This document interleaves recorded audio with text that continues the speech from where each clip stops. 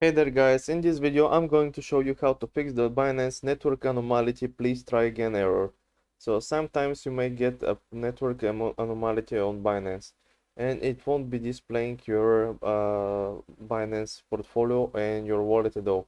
And this may happen even if you restart the program several times. What you can do is actually manually log out from Binance by going to their website and then logging in back to your device. The second reason that might be happening is because you don't have Wi-Fi or any available internet to you, so make sure your connection is correct. But the final way you can try and restart that and log in successfully is doing the following. By going to your device's settings and then try to find your apps management system.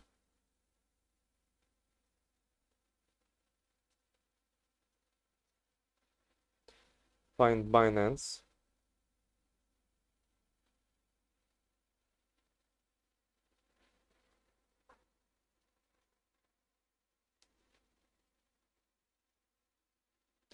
And once you've done that, click on Force Stop. Force Stop it. And now you can basically restart the app forcefully. That was a force stop. Now we can restart it forcefully. If you see, if I open it from here, it loads up again. Everything loads in a refresh. And there we go. That's pretty much it. If this helped, leave a like and subscribe, and see you next time.